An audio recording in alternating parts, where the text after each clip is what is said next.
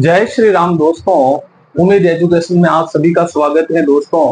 आज हम सर्वनाम शॉर्ट ट्रिक से पढ़ेंगे दोस्तों। चलो पढ़ते हैं दोस्तों।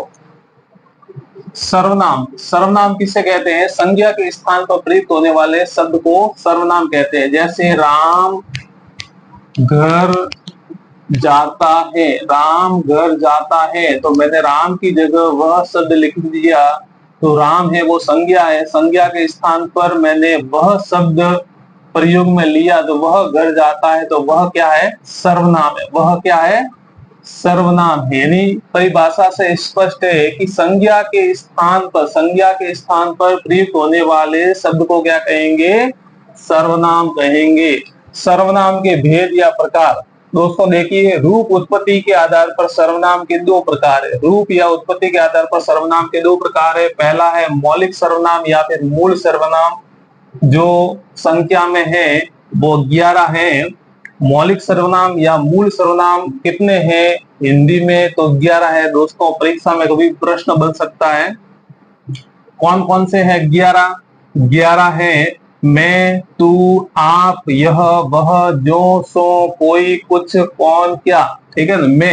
मैं ये उत्तम पुरुष का है। तू मध्यम पुरुष का है। आप मध्यम पुरुष में भी आएगा, अन्य पुरुष में भी आएगा, निश्चयवाचक सर्वनाम में भी आएगा। यह वह ये निश्चयवाचक सर्वनाम में भी आएगा और अन्य पुरुषवाचक सर्वनाम में भी आएगा। जो, सो, ठीक है ना, संबंधवाचक सर्वनाम में आएगा। कोई, कुछ, अनिश्चय सर्वनाम में आएगा। कौन, क्या, प्रश्नवाचक सर्वनाम में आएगा। ठीक है ना? तो ये टोटल कितने हैं? 11। 1 2 3 4 5 6 7 8 9 10 11। तो हिंदी में मूल सर्वनाम कितने हैं? 11। ठीक है ना? तो ये रूप उत्पत्ति के आधार पर दो सर्वनाम है। पहला है मौलिक सर्वनाम, दूसरा है यौगिक सर्वनाम। लिंग, काल, कारक के योग से यौगिक सर्वनाम बनता है। तो ये रूप उत्पत्ति के आधार पर दो प्रकार है। प्रयोग या व्याकरण के आधार पर सर्वनाम के 6 प्रकार है। कितने प्रकार है दोस्तों? 6 प्रकार है। प्रयोग व्याकरण के आधार पर 6 प्रकार है। कौन से है? पहला है पुरुषवाचक सर्वनाम। पुरुषवाचक सर्वनाम में भी उत्तम पुरुषवाचक सर्वनाम, मध्यम पुरुषवाचक सर्वनाम और अन्य पुरुषवाचक सर्वनाम, ये 3 प्रकार है पुरुषवाचक सर्वनाम के। उत्तम पुरुषवाचक सर्वनाम किसे कहेंगे? जो वक्ता अपने लिए जिन सर्वनामों का प्रयोग करता है वह उत्तम पुरुषवाचक है। जैसे मैं बोल रहा हूं, वक्ता हूं, तो मैं, ठीक है, मैं सर्वनाम का प्रयोग करूंगा, मुझे या हम। ठीक है ना? इसमें उत्तम पुरुषवाचक सर्वनाम में ये आएंगे मैं, मुझे और हम। मध्यम पुरुषवाचक सर्वनाम श्रोता, ठीक है, श्रोता के लिए जिन सर्वनामों का प्रयोग करेंगे वह मध्यम पुरुषवाचक सर्वनाम होगा। इसमें मध्यम पुरुषवाचक में तू, ठीक है, श्रोता के लिए तू, तुझे और आप। अन्य पुरुषवाचक सर्वनाम में यह, वह, ये, वे और आप। ठीक है ना? आप है वो मध्यम पुरुष में भी आएगा और अन्य पुरुषवाचक सर्वनाम में भी आएगा दोस्तों। दूसरा है निश्चयवाचक सर्वनाम। निश्चयवाचक सर्वनाम में आपको दोस्तों ये 4 शब्द ध्यान में रखने हैं। 4 सर्वनाम है निश्चयवाचक सर्वनाम।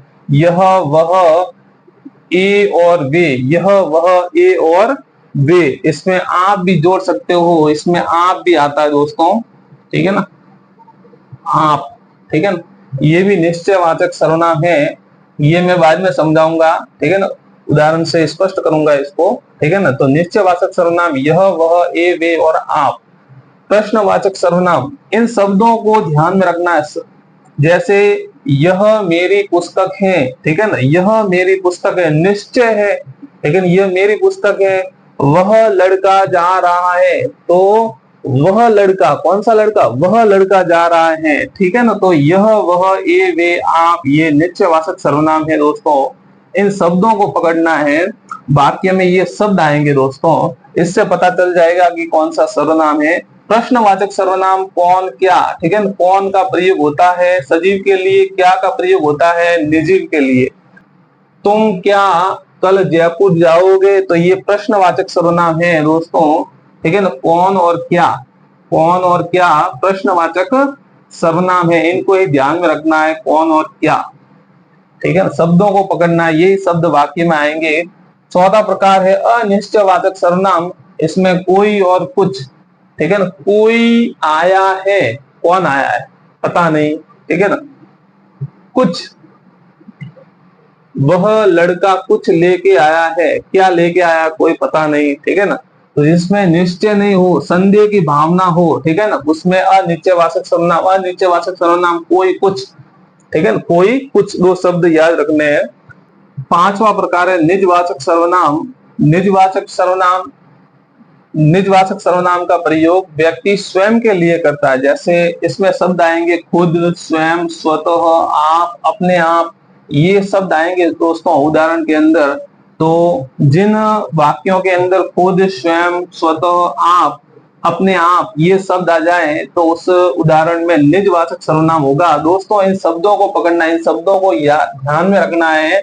अगर ये शब्द आपके दिमाग में है तो आप कोई भी वाक्य में से उस सर्वनाम का प्रकार है वो निकाल लोगे। छठा प्रकार है संबंधवाचक सर्वनाम। जो, सो, जैसी, वैसी, जिसकी, उसकी, ठीक है। जो के और रूप है जिसको, जिसे, ठीक है ना, जिसकी, तो जो के और रूप है जो, सो, वो, ये जैसी, वैसी, उसकी, जिसकी, ये शब्द अगर वाक्य में आए तो उसमें संबंधवाचक सर्वनाम होगा दोस्तों।